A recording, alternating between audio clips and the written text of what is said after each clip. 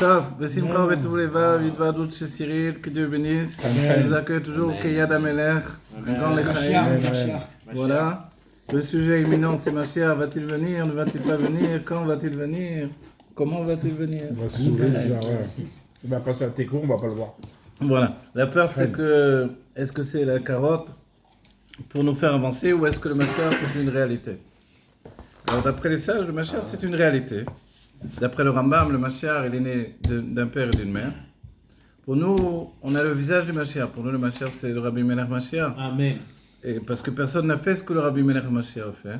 C'est parce que la mentalité du Rabbi, c'est la mentalité du Mashiach.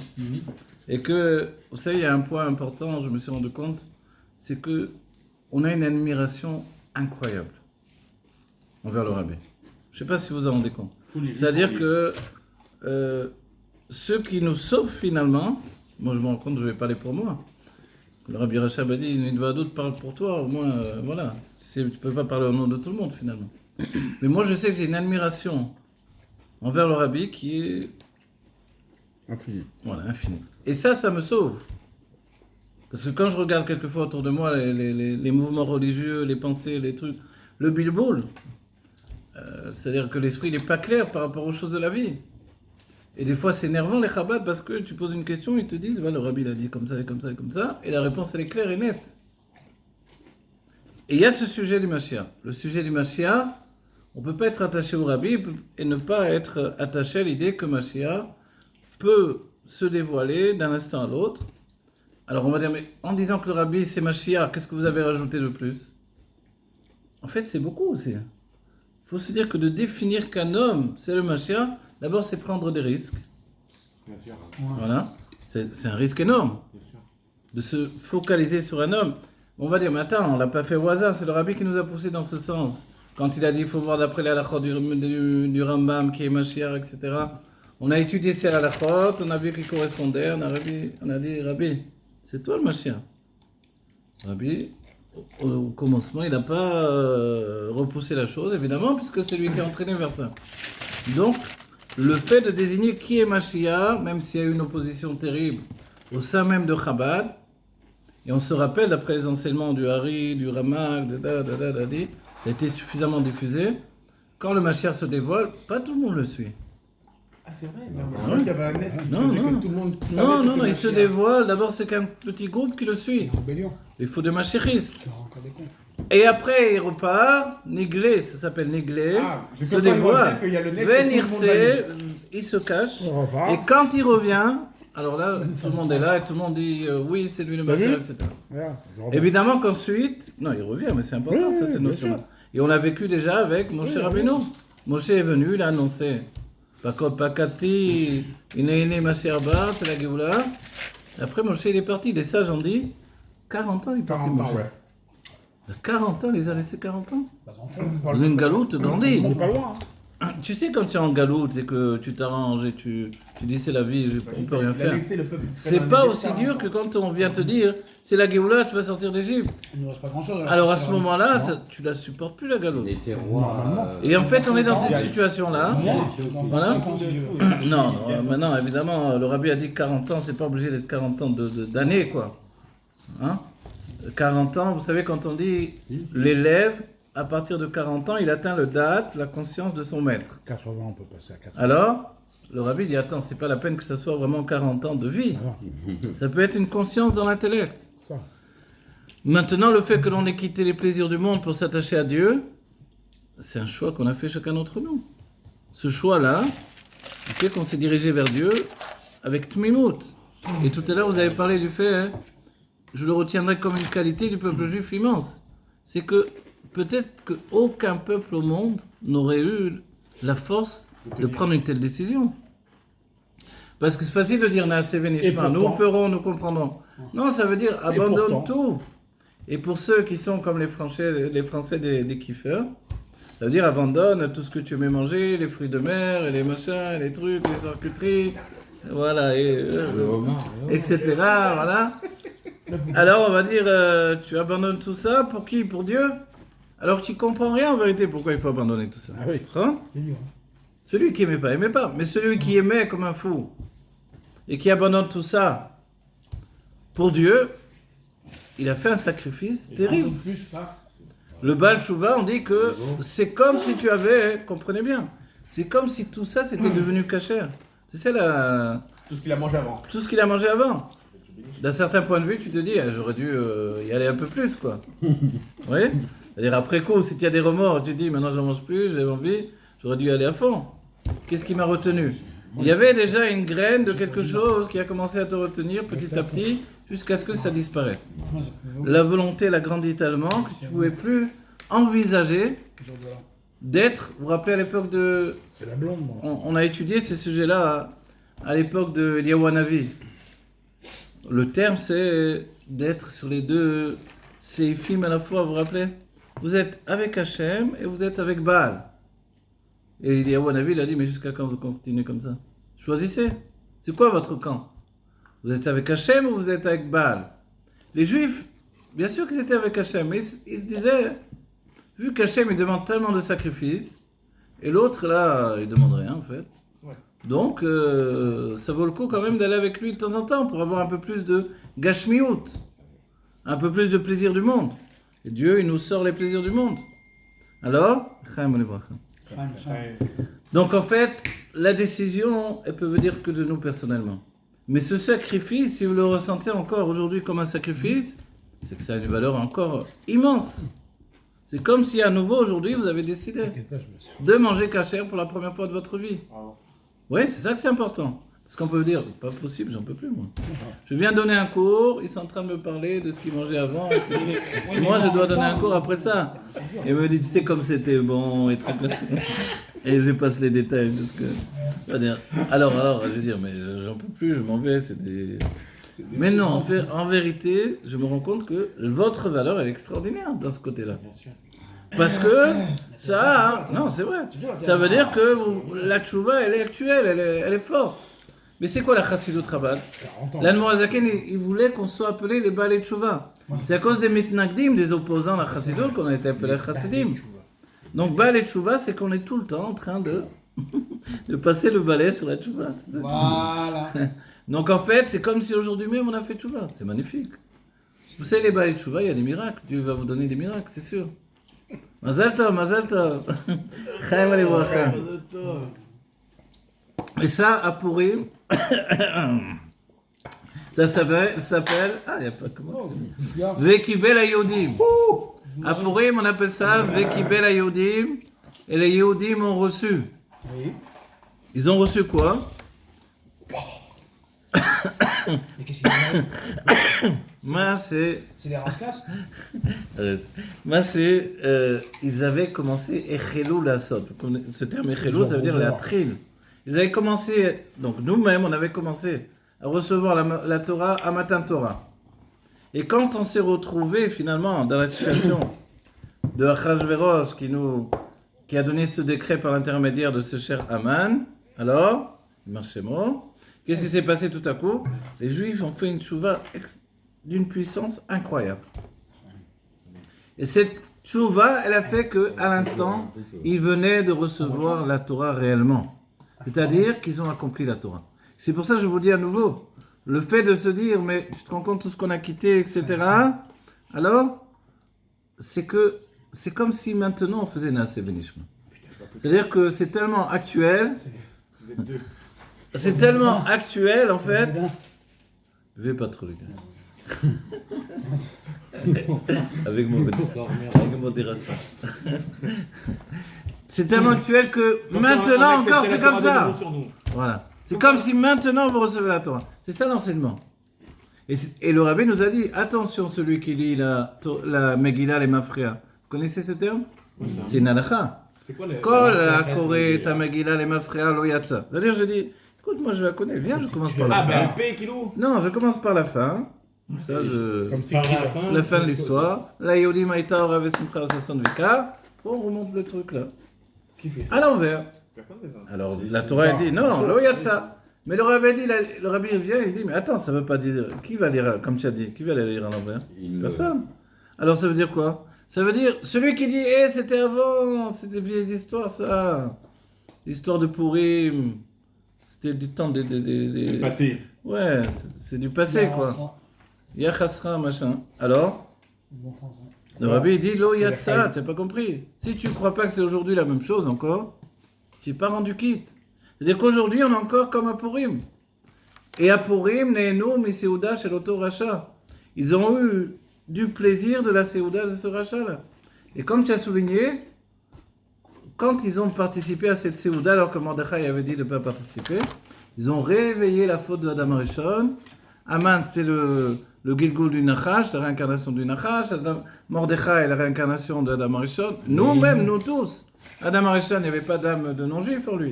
Il n'y avait que des âmes juives. Donc c'est nous. On est en train d'être nés. Au début, c'était Kacher les Madrid, mais après, il a commencé à sortir les trésors du temple. Parce qu'ils s'étaient dit, ils avaient tous un jeu de 70 ans, où ils sont tombés dans ce panneau. C'est dit, mais ça y est. Les Juifs ne sont pas revenus en Israël, à Jérusalem, ils n'ont pas reconstruit le temple. Venez, on va sortir les kélim du temple, on va manger dans les kélim du temple. Achashverosh, ils buvaient maintenant dans les...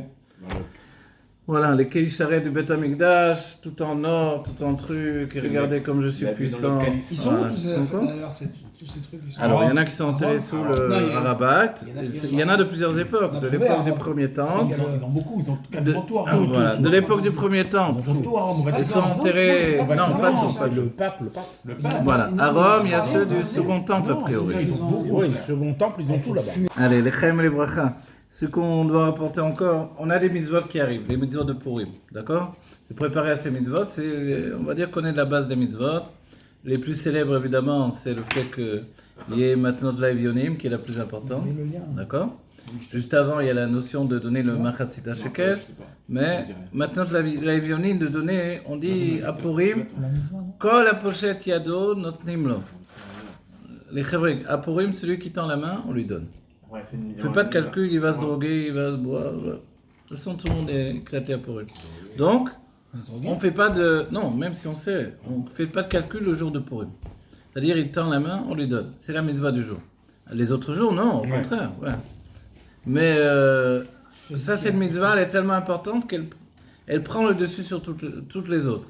Les autres, c'est la mitzvah de Mishloach Manot, Ish Lereu. Cette mitzvah, elle est importante parce qu'elle nous fait à la fois Mashpia et Mekabel. On donne et on reçoit. Et ça, c'est important. Ça définit quelque chose, un courant, on dirait comme un courant électrique. Dans le chesed amiti, c'est pas juste de donner, ou c'est pas juste de recevoir, c'est de donner et de recevoir. C'est pour ça que la mitzvah, elle est dans les deux sens. Je me rappelle quand on faisait, à Yerushalayim, on faisait les Mifsaïm, des fois on faisait sur les autoroutes. Alors, quand ils s'arrêtaient au feu rouge, tac, on allait les voir. Alors, ils sont habitués, les gens, ils sortent l'argent, ils voient des rouges. Non, on vient pas prendre l'argent. Prends pas des petites sommes comme ça. Les Chabad disent, non, on vient donner. Alors, non, on vient pas, on vient donner. Comment tu viens donner? Alors, et tout le truc, c'est que toi, tu donnes à ton tour également. Et ça, en fait, c'est pas que tu lui donnes et il est juste Mekabel et reçoit. C'est que tu lui dis que la mitzvah, elle est complète quand lui-même, il donne à son tour. Et ça, c'est beau, c'est magnifique. C'est vraiment une... voilà. La mitzvah de Mishloach Manot. D'accord. Quelqu'un t'apporte un Mishloach Manot. Toi aussi, à ton tour, tu le donnes. C'est-à-dire Le que c'est même pour ça... Non, pas pas le la même. même. Voilà. C'est que la mitzvah, elle est que que Chabad, ils vont avec plusieurs, ils donnent, tiens, donne à lui. Oui, Voilà. oui, C'est-à-dire que chacun, vous échangez. Quand il y a deux, tu en attrapes deux. Tu dis, maintenant, la mitzvah, c'est de vous échanger les Mishloach Ouais. Manot. Il y a On une- est pourquoi? Rav, je crois- Parce que c'est Mashpia et Mekabel. Mais c'est le secret du monde entier, ça. J'ai entendu, excusez-moi de vous couper, Ouais. j'ai entendu qu'il y a une yann de donner au Cohen. Euh, Non, mais mec, c'est vrai Non, ou pas? c'est vrai? Non, Si Shabbat, j'ai entendu qu'il y a une Non, yann il y a de donner au de Cohen. manière générale, le D'accord. Cohen, il a toujours... De recevoir, enfin, pas de lui donner tout, mais qu'il lui d'offrir un Mishloach Manot au Cohen. Le Cohen, il y a toujours une mitzvah particulière pour le Cohen, et lui donner beau, etc. Tu vois. sûr. Ça, c'est sûr. Ça, c'est Mais la en- mitzvah de la Torah, en général. Que je Voilà. attends. Peu importe le Cohen, le niveau du Ou de la Cohen. Rolex. Que je fasse diff. Voilà. Et là, l'autre mitzvah, c'est le mishté. Le mishté, on va dire, ok, c'est ce qu'on réserve pour la fin. Parce que peut-être que dès qu'on est rentré dans le mishté, on n'est plus en état d'autre chose. Le mishté, au sein du mishté, il y a cette halakha, haya avenish bemesume bepuria adelo yada. On doit boire à Purim jusqu'à se griser, jusqu'à se saouler, Et arriver au niveau de Adeloyada. Adeloyada, c'est quoi? Plus avant qu'il y ait Aman et qui. Voilà. De Adeloyada, tu es mis balbel, on va dire, entre le fait de pouvoir bénir même Aman à ce niveau-là. C'est-à-dire arriver au niveau du Goral en termes de Rabbi, parce qu'on ne va pas parler vraiment, personne n'a envie de bénir Aman. Il faut dire la vérité. Aman aujourd'hui, c'est tous les assassins qui sont sur la terre, on n'a pas envie de les bénir, on a envie de les massacrer, pas de les bénir. Alors on est toujours pareil, quand on abuse, ça s'accentue encore plus. C'est quoi l'état d'esprit? On dit Baruch Aman, voilà, on peut arriver à ce stade, comme je viens de dire là. Non, je ne peux pas bénir ce bonhomme-là. Je me sors par les... Alors comment je vais faire? C'est là où on te dit, tu sais que c'est la même gematria? Le Baruch Mordechai et le Harour Aman, c'est la même gematria, c'est la même valeur numérique. Incroyable. On va dire, comment c'est possible ça? Est-ce que c'est pour la même valeur numérique qu'on doit arriver à ce niveau-là? En fait, non. Ça s'appelle le Goral. Le Goral, c'est quand tu arrives à un degré où les choses sont au même niveau.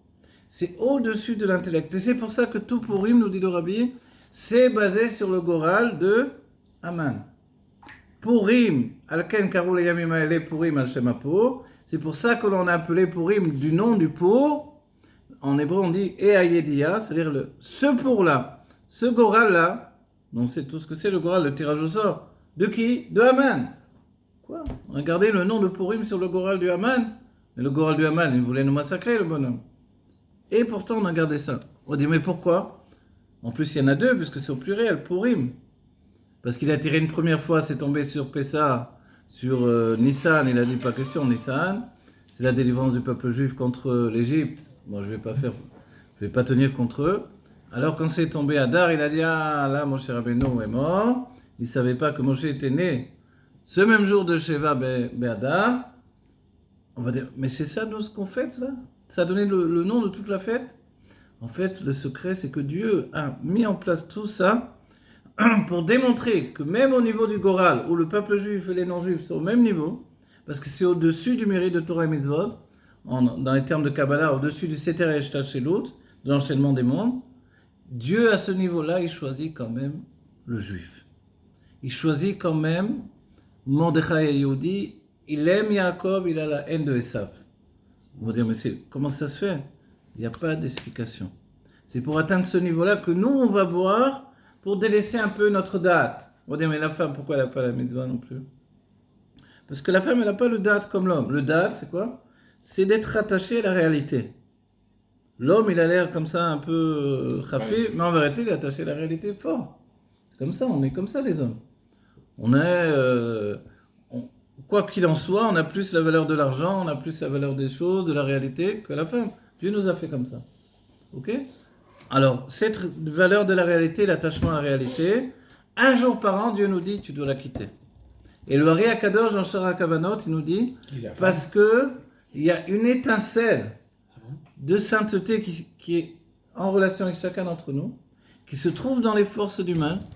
Il y a un seul jour par an où on peut la vitaliser et lui donner d'attendre jusqu'à la Géoula, et c'est à Purim. Le seul moment où on peut la toucher, parce qu'elle est prisonnière des forces du mal, le seul moment où on peut briller, lui donner de tenir la force encore jusqu'à l'instant d'après où il va avoir la Géoula, c'est au moment de Purim. Mais pour ça, il faut se détacher de la réalité. C'est quand même spécial qu'on fasse un michté alors que c'est la chose qui nous a été reprochée. Oui, c'est parce que justement, Vénafor, On répare. on renverse les choses. C'est le propre de la tchouva. La tchouva, c'est quoi, comme on a dit tout à l'heure? C'est que on mangeait ci, on mangeait ça, tout à coup, on a tout laissé pour Dieu. Et on va aller, moi je vous dis, quand j'avais commencé à manger kasher à l'armée, tu as mangé kasher à l'armée, ils nous ont donné des boîtes. Des boîtes pour chiens. C'était dur de manger ça, il fallait s'accrocher quoi.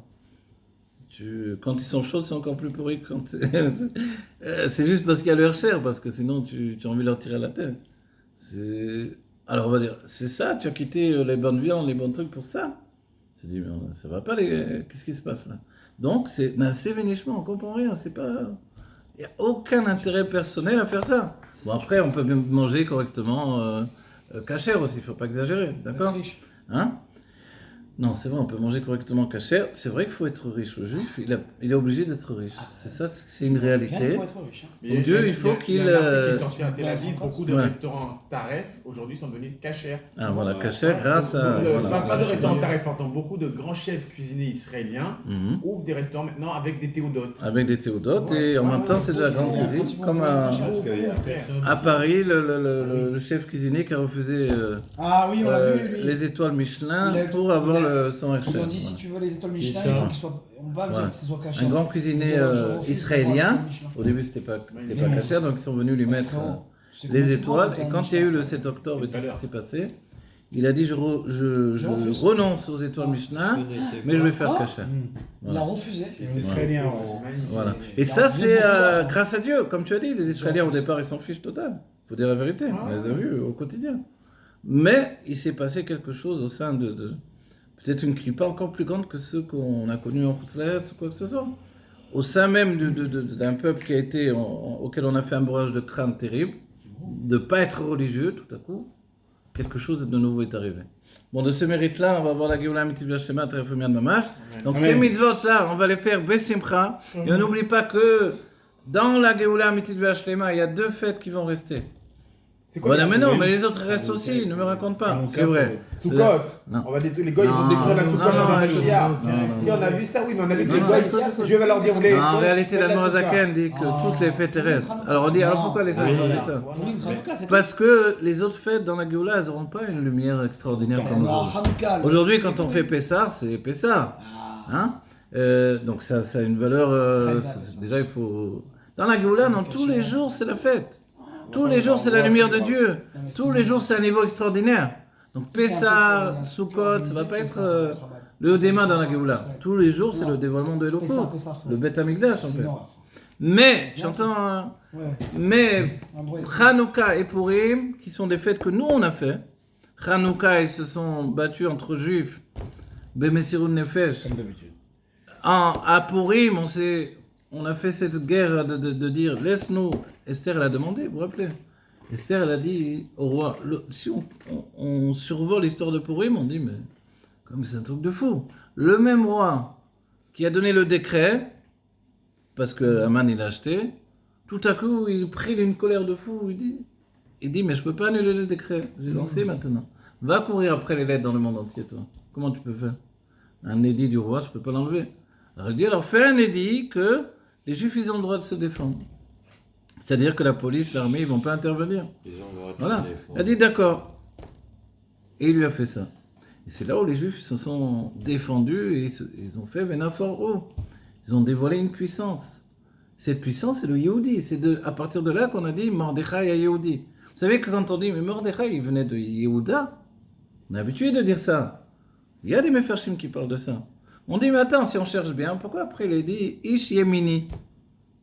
C'est quoi Ishmi Yemini? On dit qu'en fait, ils viennent de Binyamin. Yemini, c'est Binyamin. Ah, il vient de Binyamin. Parce que Esther, on sait qu'elle vient de descendre de Shaoul. Et c'est ça qu'elle a caché, elle était de descendance royale. C'est ce qu'elle a caché à Rashverosh. Parce qu'Arashverosh, il s'est marié avec la petite fille de Nebuchadnezzar, Nabucodonosor. Donc, elle était orgueilleuse, elle l'humiliait, elle lui dit, mais toi, tu étais le gardien des chevaux de mon grand-père. Maintenant, tu fais le beau gosse, le roi. Et l'humiliait tout le temps. Donc, quand il y a eu le moment où ils avaient bien bu et que Haman lui a dit, mais si vous laissez cette femme-là désobéir au roi, toutes les femmes vont désobéir à leur mari, il faut la tuer. Qu'est-ce qu'il faut faire alors, il dit le roi? Il faut la tuer. Il dit alors qu'on l'a pendue, c'est fini. Mais quand il s'est réveillé, il a dit, bon, j'ai exagéré un peu. Mais c'était quoi la base quand même qu'il a été comme ça, aussi virulent? C'est parce qu'il ne supportait pas d'être humilié par cette femme-là. But là. Mais pourtant, c'était une des plus belles femmes du monde. On dit qu'elle a eu la lèpre, d'autres disent qu'elle avait une queue qui lui est sortie. Parce qu'elle faisait travailler les filles d'Israël nues devant elle le jour du Shabbat pour les humilier. Alors Dieu l'a dit, c'est comme ça. Voilà. Bonsoir. Donc en fait, elle a été humiliée dans sa chair, dans ce qu'elle avait de plus. Parce que quand vous dites, elle a pas voulu venir nue devant tous les hommes. Mais quand une femme elle est belle comme ça, et la plupart du temps ils se promenaient à moitié nus ces gens-là. Donc qu'est-ce que ça a changé pour elle de venir faire la belle? Elle se montrait qu'elle était très belle. Non, Miss Univers, 31. c'est une des Ouais. plus belles femmes du monde. Elle serait venue au contraire, regardez comme je suis belle. Ouais. C'est parce qu'elle avait, elle avait un problème de peau, elle avait une queue et que c'était trop la honte. C'est pour ça. Donc après Esther, qu'est-ce que Mordechai lui a dit? Surtout, tu caches bien que tu descends de Shaoul Améler. Parce que sinon, il va jamais accepter de te prendre. Mais on a dit, alors vous connaissez l'histoire derrière les fagots, on dit que dans Shar Kavanot, c'est écrit que finalement Mordechai et Esther, ils ont sorti de la Klipa Noga, ils ont fait un démon qu'ils ont envoyé à la place de Esther, qui a jamais bougé de la maison de Mordechai parce que c'était sa femme. C'était sa nièce, mais ensuite elle a grandi, il s'est marié avec elle, parce qu'il y avait un problème de yichud de toutes les manières. Mais après sa femme, quand le Achashverosh il a fait demander d'apporter des jeunes filles, on dit quelle différence avec David Ameller qui a cherché une jeune fille quand il était vieux pour le réchauffer, vous vous rappelez? Ouais, parce qu'elle était en froid. Il mourait 2 fois David parce qu'il avait coupé le béguet, le manteau de Shaoul. Et toute sa vie, à cause de ça, il a tremblé 2 fois. Et donc, quand il était très très âgé, il n'arrivait plus à se réchauffer. Alors ils lui ont dit, on va vous apporter une jeune fille vierge qui va dormir avec vous, et la chaleur de son corps, ça va vous réchauffer. Donc il a fait chercher partout une jeune fille vierge pour ça. On va dire, alors il n'y a pas que Achashverosh qui a fait ce truc bizarre là. Il y a aussi David. Non, mais David, il n'a pas été chercher dans les maisons et prendre les femmes des autres hommes. Et il les a pas essayées les unes après les autres non plus. Il en a pris une et c'est tout. Il n'a eu même pas aucun rapport avec elle, en vérité. Non, il n'a pas eu de rapport avec elle, puisqu'après ça s'est passé. Bon, on va pas dire là, on dira après, en dehors antenne ce que la Torah a dit. Mais quoi qu'il en soit, Achashverosh, on dit qu'il les essayait les filles. Donc c'est pour ça que, parce qu'on va dire, ça comme métier. Oui, attends, tu achètes une paire, je suis sûr que pas ta taille, toi. Bah ouais. Alors. on va dire, mais comment c'est possible? Comment c'est possible si elle était cachée dans la maison de Mordechai? Comment c'est possible qu'elle soit devenue reine, cette fille-là? Quel est le problème? Il garde sa femme et il n'envoie pas sa femme, non? Non, mais tu n'as pas compris. Il rentrait dans les maisons, il fouillait les maisons pour trouver les jeunes filles. Avec toutes les femmes qui avaient les Pourquoi? comptes, il n'a jamais Il cherchait une fille du peuple, il voulait pas une fille de roi. Donc ils allaient chercher de partout. Chercher. Et lui, il les essayait pour voir s'ils oui. étaient à sa convenance. Ah oui. Ah ouais, c'était pas un petit 42, délicat le bonhomme. 42. Donc, on va dire, mais comment ça se fait qu'elle a réussi à le séduire? C'est là où le Shar Kavanot nous dit, mais elle a jamais bougé de sa maison. Mais moi, Ils ont envoyé un démon. Qui avait l'image de Esther. Elle a séduit le démon, elle a séduit tout le monde forcément. Sans voir le Yitzhara lui-même. Tout le monde tombe dans le panneau. Et le roi lui compris. Mais quand est arrivé le moment de sauver le peuple juif, Mordechai il a dit à Esther, et maintenant tu dois y aller toi. Moi, j'ai Je vu, dis, moi, je vais y aller, mais j'ai jamais été dans le palais du roi. j'avais vu qu'il y a eu un miracle, j'avais lu étudié qu'il y avait un miracle, comme Ouais. quoi il n'a pas pu aller avec Esther parce qu'elle était il y a eu un miracle, elle était tout le temps Nida, Ah pendant ouais. cette période-là. Bon. Mais sache que d'après le Shar Kavanot, elle n'a jamais été Esther. Ah, Voilà. ok, oui. Bon. Elle n'a jamais été, c'était un démon. Sauf quand il a fallu sauver le peuple juif. Là, Mordechai, il a dit, si c'est le démon qui sauve le peuple juif maintenant, C'est pas bon. on n'aura jamais la Géoula Métiv Vashema. Jamais. Voilà. Alors, Alors, elle est partie elle-même à ce moment-là. Et c'est pour ça que, avant de partir, elle a dit, je vais jeûner. Dites à tout le peuple juif de jeûner avec moi, de jeûner pour moi. Voilà. Et elle a jeûné, il y a la fameuse sikha du rabbi qui nous dit qu'elle a jeûné 3 jours. On va dire, normalement, le rabbi nous dit, une femme, elle se fait belle, après 3 jours de jeûne, elle ne tient pas debout, quoi. Ah, ouais. Vous imaginez quand on est arrivé dans le palais du roi? On dit qu'elle était verte. Oui. Tellement elle elle avait mangé pendant 3 jours. 3 jours, jour et nuit, c'est comme 40 jours. Si on boit et on mange la nuit. En 3 jours, c'est vrai qu'on dépasse la faim, etc. Moi, je l'ai fait une fois 3 jours à l'époque où j'étais. 3 jours d'affilée. 3 jours d'affilée. Sans jeûner, C'est sans considéré, manger, voilà, comme ni boire 40 ni jours. manger. Sans jeûner. Ah, 48 heures. mon frère. Sans jeûner. Moi j'ai fait 40. C'est comme 40 jours. Moi, j'ai fait C'est la sans même chose. jeûner. Mais à la vérité, après les 3 jours, tu n'as plus faim. Tu Mais c'est vrai, sens t'es mort. presque. Non, T'es non, mort. non. 48 heures. Tu sens que tu peux continuer en fait. C'est pas aussi difficile que Le ça. cerveau il commence à réfléchir bizarrement. Moi je l'ai fait que Le corps il s'est habitué, il y a quelque chose qui s'est installé. Donc, c'est vrai qu'elle s'est juste levée, de- elle est partie, elle a été, On va etc. avoir des maux de Non, tête. bien sûr, si tu es Ah, ouais, diabétique. D'ailleurs, les mal de tête, c'est radical. C'est des mots de tête, c'est tout. Ouais, les maux de tête, c'est le pire. Ouais. C'est le tueur. Ouais, surtout, ouais. Alors, ok. Et à ce moment-là, et c'est là où on va dire qu'il avadati avadati, vous vous rappelez ce télim-là, parce que je suis perdu. On dit, mais pourquoi tu dis tu es perdu? Tu as l'habitude. Mais je suis jamais venu dans le pays du roi, moi. Et là, le safek de dire, mais attends, mais elle a eu des rapports ou elle n'a pas eu des rapports avec... Alors certains disent que le fils finalement de Esther, donc c'est vraiment un juif et du roi, quoi. D'autres disent, non, le Hari, vous voulez la savoir? Il dit rien. Il se tait. Ah bon? On ne sait pas si elle a eu des rapports avec le roi ou si elle n'a pas eu de rapport. Parce qu'à ce moment-là, n'oubliez pas que c'était la femme. Bien sûr qu'il certainement il lui a donné le guet avant, etc. Mais c'était la femme de... Oui, un enfant. Le Mordechai. Oui. Alors la question, est-ce que cet enfant, c'est son enfant à elle ou c'est l'enfant du démon? C'est ça la grande question. Quoi qu'il en soit, on va dire, mais ils sont fous ces juifs. Ils sont fous ces juifs. Encore une casserole qui nous Non, Voilà. ne croyez pas que c'est une casserole. Sachez que le Hari, C'est pas Esther, c'était le géant. c'est... Hier, j'ai vu la Le demoiselle Hari, et le lui, dragon. quand il écrit quelque chose, quand il y a... Alors voilà, ça c'est tout. Allez, les Chaim et les Bracha. Crème, crème. Et les Juifs, on croit qu'on va partir au Beth Amikdash sur des nuages, alors. Alors, Crème, crème. petit Amamin, l'école d'avant. On est comme des gens Amen. simples, on croit tout ce que Dieu nous dit. Il fait descendre le Beth Amikdash, vas-y. Vas-y. Tu apportes les tribus perdues, vas-y. Vas-y. Tu envoies les enfants de Moshe. Vous vous rappelez Vas-y. cette tradition d'Yerushalayim? Quand Dieu, il a dit, je vais Tout effacer, vas-y. je vais Tout effacer. Je vais effacer ce peuple, je fais de toi un nouveau peuple. On dit, le peuple est sorti, Vas-y. les enfants de Moshe. Vas-y, Dieu envoie Vas-y. tout. Vas-y. Envoie la couleur. Vas-y. Et les Juifs, ils attendent qu'une seule chose. Vas-y. Amen, Amen, amen, amen. Chaim, allez, bracha. Crème, crème. Ouais,